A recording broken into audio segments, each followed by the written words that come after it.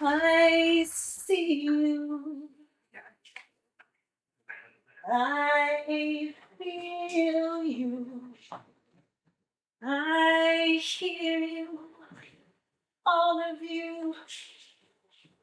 Fully resilient. Lifting me up. Here. Rise up.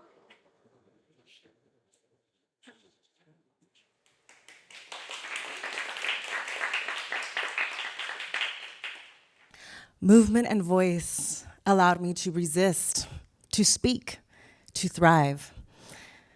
Growing up, I struggled with stuttering. When speaking English, it felt othered, pretentious, colonized.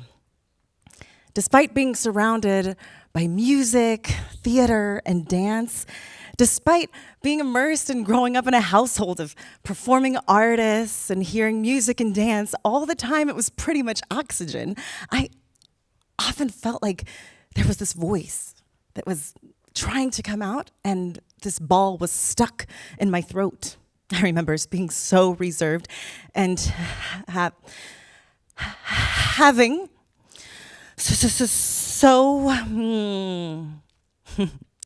so much to say. I was so serious. Now, maybe if I could have isolated this brow or more in a fun, stretchy jumpsuit, maybe I could have believed in a little bit of confidence and embodied that. But when I danced, that ball loosened. When I moved my body was able to say words that my mouth was not able to articulate. When my fingers danced on the piano, they expressed freedom and joy.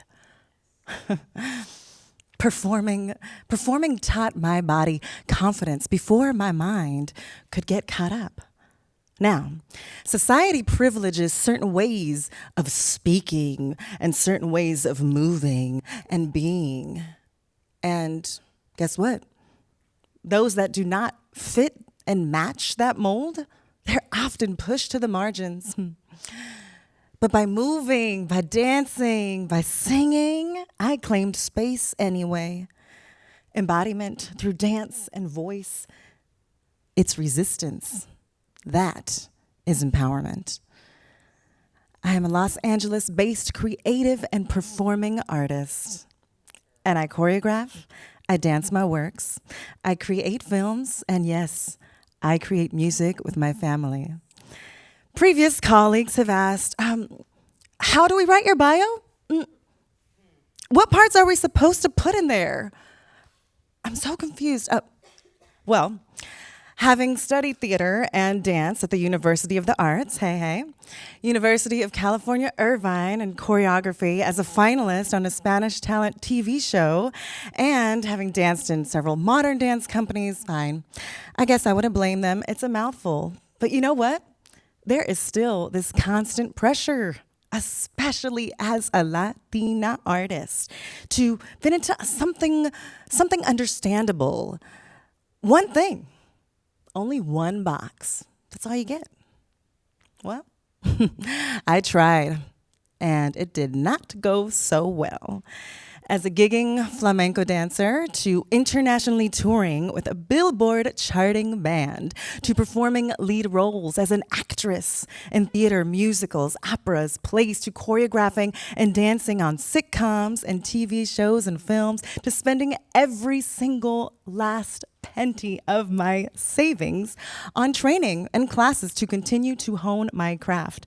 And then stepping into academia as a visiting professor, taking over as department chair, I have both expanded and I have collided into boundaries. I started college in Philly at 17 and I finished in 3 years because of the recession. So I dove head first into work. Late night home walks after long belly dancing gigs with a bag full of cash, and then getting into grad school with a full scholarship and navigating my way through full-time performance work. I was grateful for every single opportunity. But every step forward, it felt liberating. And yet I knew something was missing.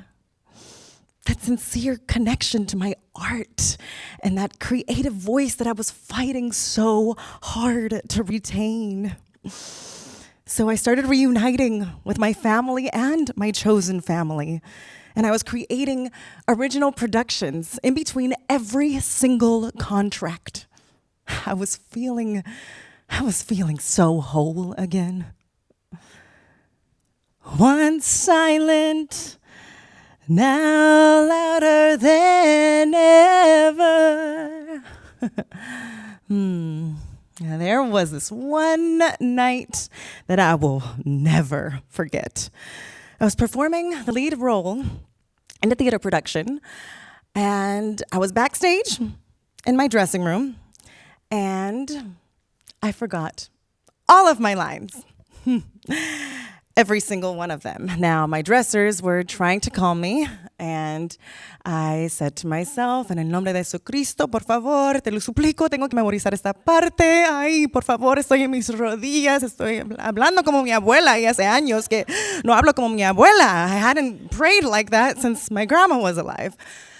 But here we were, and to put this into perspective, I had just turned down a couple of jobs in Manhattan, nannying and teaching after-school programs, and of course, after attending daily auditions. So you can imagine the insanely deep pressure that I felt to succeed in this role this night. So I run downstairs, and I'm backstage, and the music begins. I get escorted onto the stage. I stand center, eyes closed. I take a deep breath. Okay. Curtains open. I take a step forward, weight in the balls of my foot, and I made a choice. The lines began to flow out of my body, and I had no idea why. But that night I was reminded that confidence is not something that is just given to you. It is something that you move into. And dance taught me tenacity.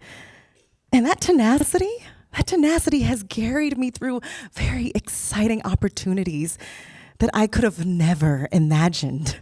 From features in Time magazine for my creative work, as well as Dance Teacher magazine, to Broadway World Reviews as a lead actress, to commissions for film, choreography, dance, scholarship. And once again, through that creative work, I was being reminded that society was dismissing the arts and that they were not significant. But I believe that it is because art connects us to something that is even more powerful: community, connection, collaboration, ancestral memory, cultural identity, belonging. A reminder of who we truly are. While building my career, I also began to pursue a PhD here at TWU. And here I was first encountering a very special author named Gloria Anzaldúa and her work on in-betweenness and the embracing contradiction and complexity and cultural identity as a source of strength. It was like I was holding a mirror up for the first time, and I was finally understanding that all of my multiplicity, it was not a flaw. That was my superpower. And my research into Latina artists and their unique experiences began to uncover similar themes, that we both navigate both resistance and acceptance. We transform limitation into creativity. We claim space on our own terms. And it made sense. because that is how I was raised. I come from a family of immigrants where art was both celebration and survival. My parents were educators by day and artists by night. So we were raised in the theater, in the seats like yourselves, watching the creative process and shows. Our garage became a dance studio, our living room became a recording studio, and my sister and I were forced to perform for every single guest that walked through the house. Now, if that was singing, if that was dancing, if that was playing the piano, you name it. Well, there actually was no juggling involved, so that is good because we were not trained in circus tricks. And we even rehearsed together, all as a family in the living room, for preparation for gigs in Spanish dance restaurants, where the first time I performed for the public as work, making money, was at the age of 6. My abuela used to say, "Échale más ganas, mijita. Tienes que hacerlo una vez más, por favor. Un día te voy a ver en el tele. Yo sé, es mucho trabajo, pero tienes que hacerlo con más ganas, okay?"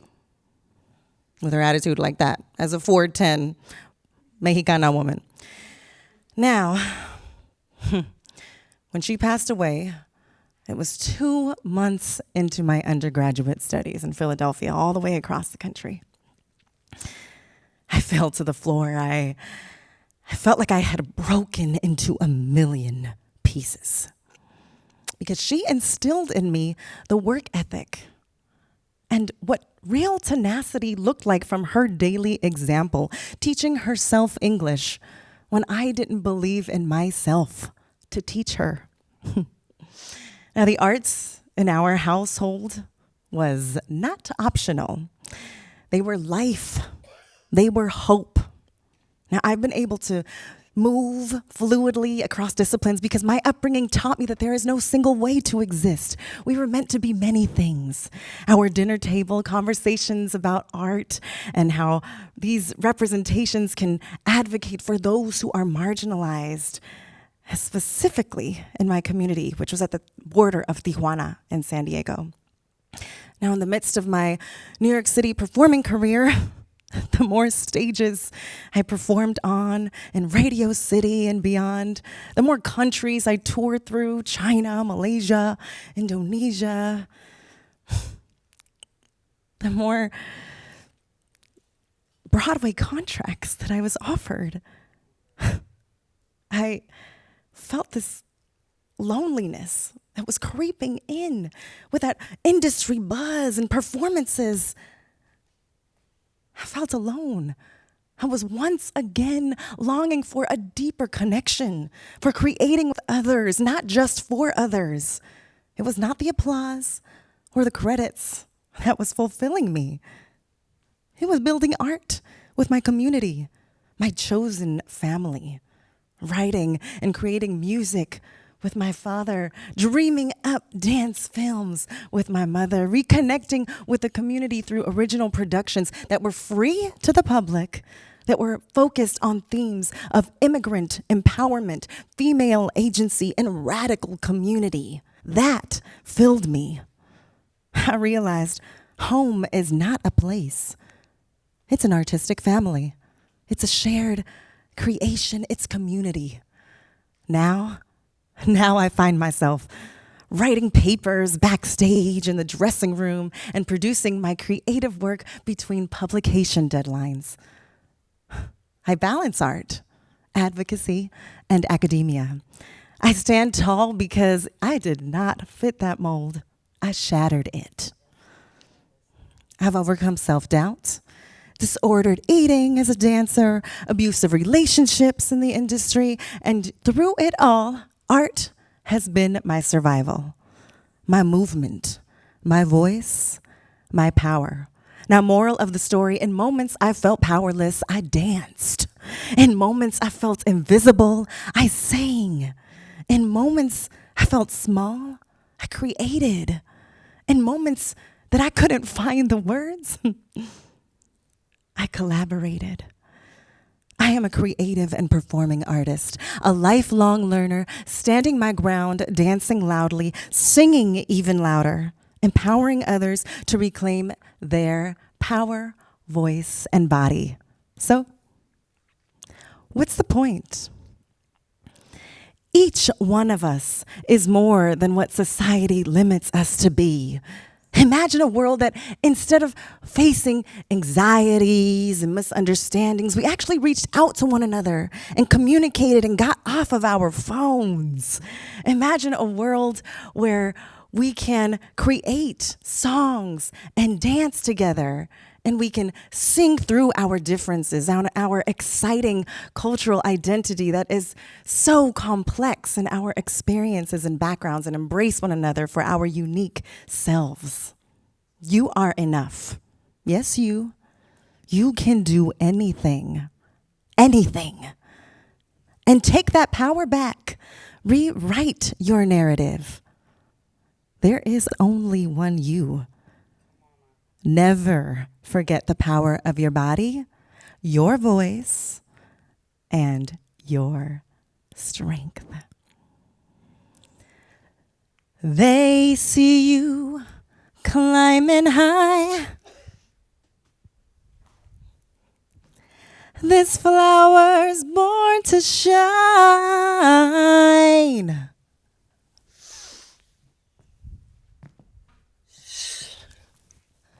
An earth angel never dies. Star child of the sky. Thank you.